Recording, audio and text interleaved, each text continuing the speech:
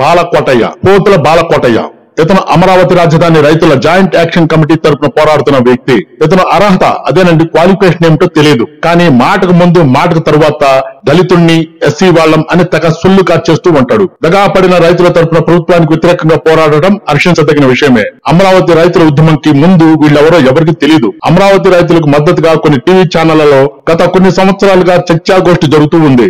ఆ డిబేట్లలో ఈ బాలకోటయ్య అనబడే కోటిగాడు రైతుల తరపున తెగ రెచ్చిపోయి వయసుకు మించిన ఆవేశంతో ఊగిపోతూ మాట్లాడేస్తూ ఉంటాడు. ఇప్పుడు అసలు విషయం ఏమిటంటే, అమరావతి రాజధాని తరపున మాట్లాడేస్తూ ఉన్నాను కాబట్టి చంద్రబాబు నాయుడు గారు 2024 ఎన్నికలలో ఏదో ఒక నియోజకవర్గానికి అసెంబ్లీ సీటు ఇవ్వకపోతాడా అని గుంటకాడు నక్కలాగా కాచు కూర్చున్నాడు ఈ బాలకోటి.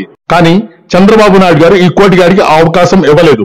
రాష్ట్రంలో జనసేన టీడీపీ కూటమిగా ఏర్పడక ముందు నుంచి ఈ కోటిగాడు జనసేనకు వ్యతిరేకంగా స్పందిస్తూ తన మాటలతో పవన్ కళ్యాణ్ గారిని, జనసేన పార్టీని చాలా చులకనగా మాట్లాడిస్తూ ఉండేవాడు. 2 రోజుల క్రితం చిరంజీవి గారు అనకాపల్లి ఎంపీ అభ్యర్థి సీఎం రమేష్ గారికి, పెందుర్తి అసెంబ్లీ అభ్యర్థి పంచకల రమేష్ గారికి మద్దతుగా ఒక ప్రెస్ మీట్ లో మాట్లాడడం జరిగింది. ఇద్దరు అభ్యర్థిని గెలిపించమని చిరంజీవి గారు ఆ సందర్భంలో ప్రజలను కోరడమైనది. ఆ విషయంలో అధికార party Jagan and co Chiranjeevi గారిని విమర్శించడంలో కొత్తేమీ లేదు.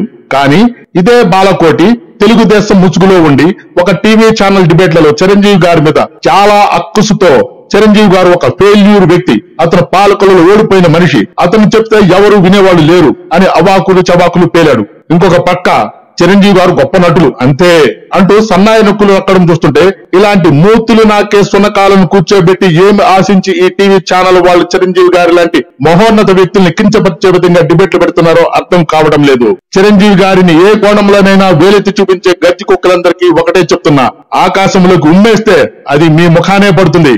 ఇది ముఖ్యమంత్రి జగన్ కు కావచ్చు, జగన్ దొడ్లో పెంపుడు కుక్కలు కావచ్చు, స్నేహాస్తాన్ని అందిస్తూ కుహనా రాజకీయాలు చేస్తున్న వాళ్ళందరికీ వర్తిస్తుంది. ఖబర్దార్, జాగ్రత్త.